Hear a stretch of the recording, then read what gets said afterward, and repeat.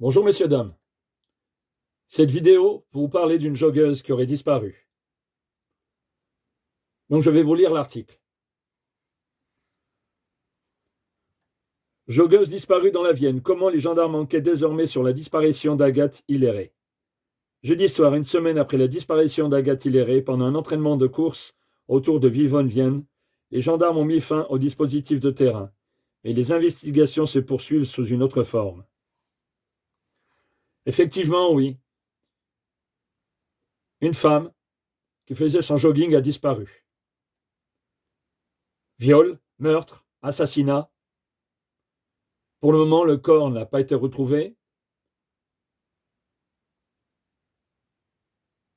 C'est bien que sur cette vidéo, vous voyez de nouveau l'appel à témoins.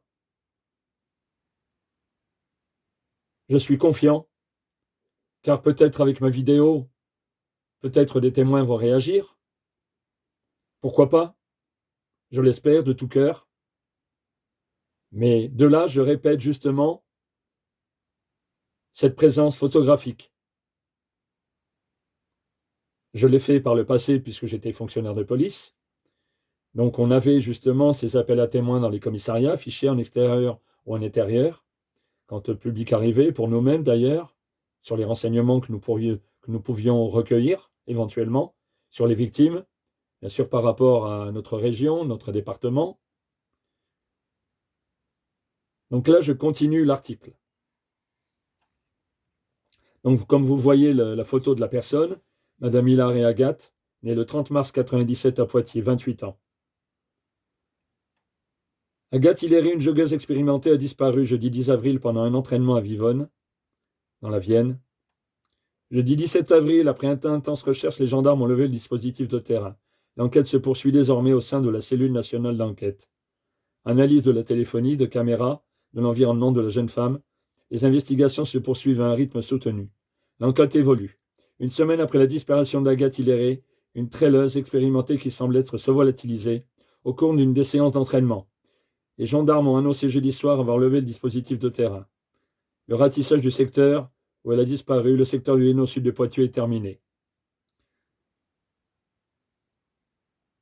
Donc, bien sûr, des investigations pour retrouver la jeune femme de 28 ans se poursuivent.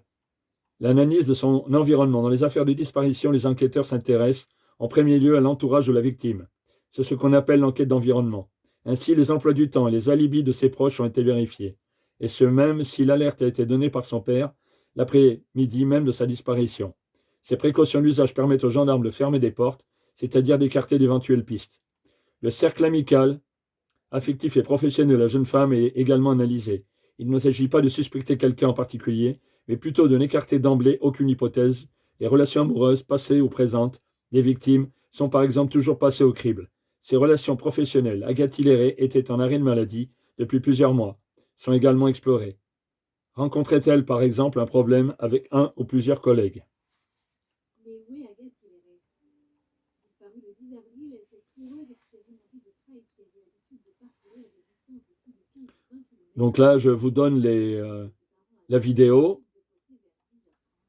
Son père ne la voyait pas revenir, a finalement donné l'alerte dans l'après-midi.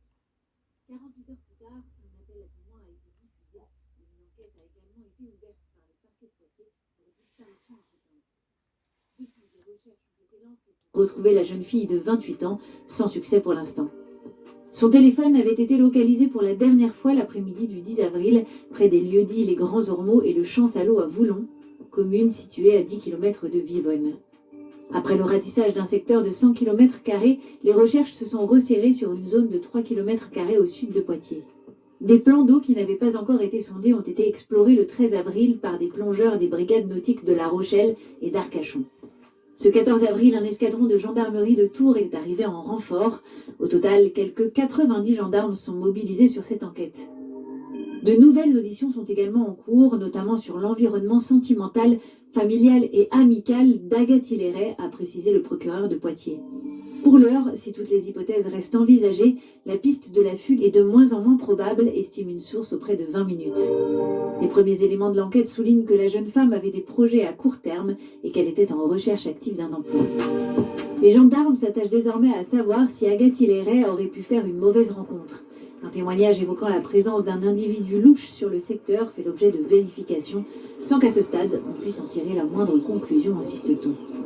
En attendant, 90 signalements ont été rapportés auprès des enquêteurs, des témoignages qu'ils vont devoir vérifier un à un.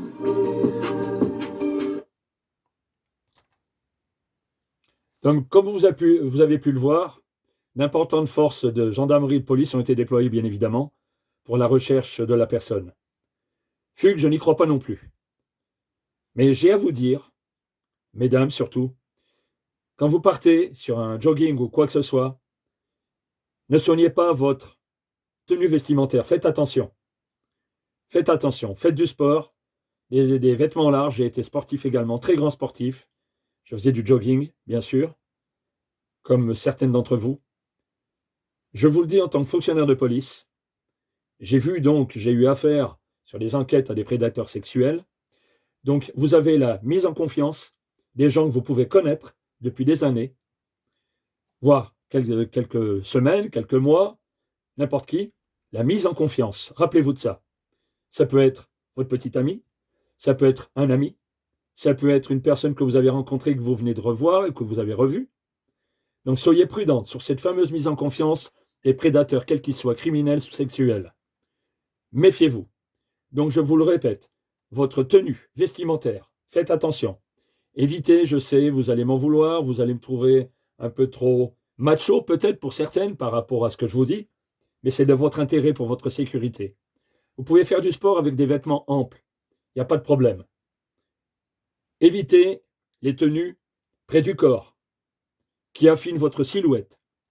Vous avez peut-être demain, hier, vous allez peut-être demain, ou peut-être vous avez croisé hier, peut-être quelqu'un qui vous a repéré, à qui vous plaisez.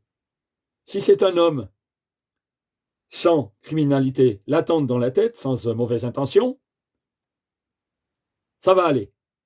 Mais imaginez quelqu'un que vous avez croisé une fois, deux fois, trois fois, qui vous a repéré, qui a une mauvaise intention à votre égard, qui a décidé peut-être de vous agresser, de vous violenter, de vous violer, ou voire de vous tuer.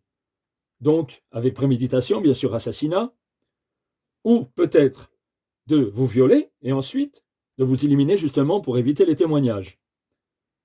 Soyez très prudente, très très prudente. Sortez accompagnés avec des copines, des copains, mais surtout jamais avec des hommes seuls. Même si ce sont des amis, toujours accompagnés avec une ou deux femmes ou de personnes de sexe féminin, avec d'autres hommes, aucun problème. Sortez en groupe. Ne sortez jamais seul en jogging et dans des endroits escarpés, loin de tout, loin de la civilisation. Vous pouvez courir hors des villes, mais toujours accompagné, en groupe, jamais seul, jamais dans des endroits sombres. Évitez les nuits. Je vous dis, attention, soyez prudente. Je pleure pour cette femme. Si elle a été agressée, violentée, peut-être qu'elle est sous séquestration actuellement. Les médias en ont parlé. Bien sûr, quelqu'un qui a travaillé en anticrime ou autre, ou des gendarmes ou des policiers, y pense certainement. Elle est peut-être sous le joug d'un malade mental, d'un malade sexuel, d'un prédateur sexuel, d'un criminel, avec des intentions belliqueuses et criminelles, et elle est peut-être justement séquestrée dans un endroit. Il se peut très bien que cette femme soit encore en vie. Je souhaite qu'elle soit en vie. Je souhaite également qu'elle soit retrouvée, comme vous tous. Je vous laisse sa photo. C'est volontaire de ma part. Que vous l'ayez en photographie, que vous la mémorisiez. On ne sait jamais. Elle peut être sous l'emprise d'une personne et elle peut être sur la voie publique, enchaînée, menottée dans un véhicule. Cette personne peut la transporter d'un endroit à un autre. On ne sait jamais. Ou un témoin qui l'aurait vue en compagnie d'une autre personne. C'est malheureux. J'espère que cette femme est encore en vie, je vous le redis. Nous l'espérons tous.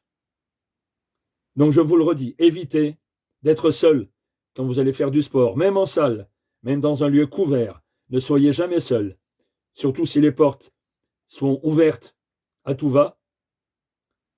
On va dire des issues de secours, des choses comme ça, une personne qui aurait laissé volontairement une issue de secours ouverte aussi également, pour commettre un méfait. Soyez très prudente. Je ne parle pas des messieurs, mais bien évidemment, les messieurs, ça peut être aussi un crime, un meurtre ou un assassinat, pour un règlement de compte, ou autre. On ne sait jamais. Une personne qui rentre dans une enceinte sportive pour voler, donc elle va vous agresser, elle va vous violenter, pour justement faciliter sa fuite, ou faciliter ses méfaits. Donc soyez toujours prudents. Restez en groupe. Mesdames, restez en groupe. Attention, je vous le redis de nouveau, à vos tenues vestimentaires. Cachez votre féminité, éventuellement. Ça évitera à des prédateurs sexuels de s'en prendre à vous. Vous savez, quand on fait du sport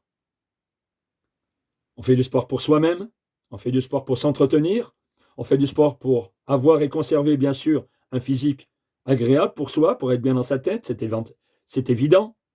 J'ai connu ça, j'ai été un sportif de très haut niveau, donc je connais tout ça. Bien sûr, j'avais du matériel, d'une tenue vestimentaire adaptée. Vous pouvez avoir une tenue vestimentaire adaptée sans qu'elle soit sexy ou trop près du corps, qui affine votre corps et qui montre votre féminité exacerbée. Je sais, vous allez m'en vouloir, je ne suis pas ni macho ni autre. Je parle dans les termes pour votre sécurité. Je sais que je vais déplaire à certaines. Peu importe. Je fais encore mon devoir au travers de cette vidéo pour éviter des victimes demain, des femmes violées, violentées, agressées, tuées, par assassinat ou par meurtre. L'assassinat, bien sûr, une personne que vous auriez croisée à maintes reprises, qui vous aurait repéré, avec des intentions criminelles. Ne vous fiez pas aux apparences. Ne vous fiez pas aux apparences. L'habit ne fait pas les moines, mais non seulement ça. Vous pouvez avoir un charmant garçon. Ça peut être un criminel latent, un pervers, un prédateur, sexuel ou criminel. Soyez prudente. Attention à la mise en confiance sur une rencontre, sur un échange verbal ou autre. Soyez prudente. Et quant aussi à la drogue du violeur, quand vous allez dans des soirées, je le dis pour les dames, dans des soirées, dans des discothèques ou autres. Je pense avoir tout dit. Excusez-moi. Sur cette affaire, je pense à cette jeune femme. J'essaye de tout donner pour justement que d'autres femmes ne soient pas dans cette situation inquiétante, cette disparition inquiétante.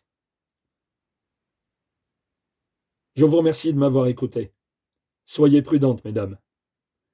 N'oubliez pas tous, chacun, d'aller sur ma chaîne YouTube, cqconseil.com, et sur notre site cqconseil.com. J'ai fait également une vidéo, il y a quelques mois de ça, sur le viol.